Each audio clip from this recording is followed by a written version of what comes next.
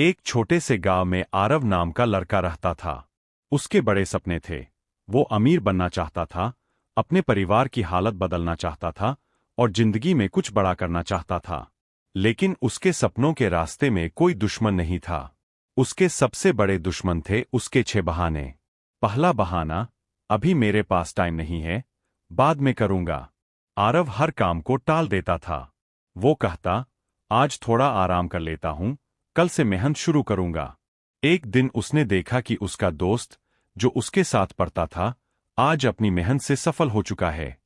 तब उसे समझ आया, समय कभी रुकता नहीं, जो आज है वही सही मौका है।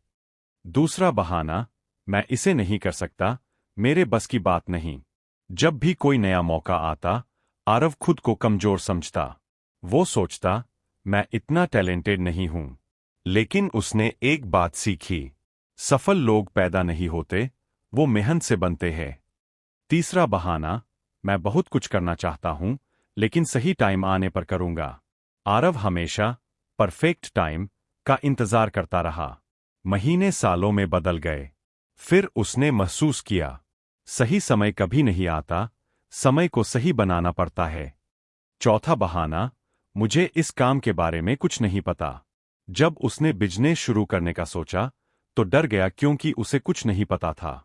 फिर किसी ने उससे कहा, अगर सब कुछ जानकर ही लोग शुरुआत करते, तो आज कोई सफल नहीं होता। उसने सीखना शुरू किया। धीरे धीरे वही लड़का एक्सपर्ट बन गया। पांचवां बहाना, मेरी किस्मत ही खराब है। जब भी वो असफल होता, वो किस्मत को दोष देता। लेकिन उसने देखा, जो लोग दिन रात मेहनत कर रहे थे, किस्मत भी उन्हीं का साथ दे रही थी।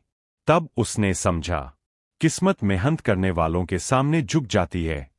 छठा बहाना, लोग क्या सोचेंगे। ये उसका सबसे बड़ा डर था। वो हर कदम इसलिए रोक देता क्योंकि उसे समाज का डर था। एक दिन उसके पिता ने कहा, जब तुम असफल होते हो, लोग कुछ दिन हंसते हैं, लेकिन जब तुम सफल होते हो, वही लोग तालियां बजाते हैं। उस दिन आरव ने फैसला किया, अब वो बहाने नहीं, सिर्फ मेहनत करेगा।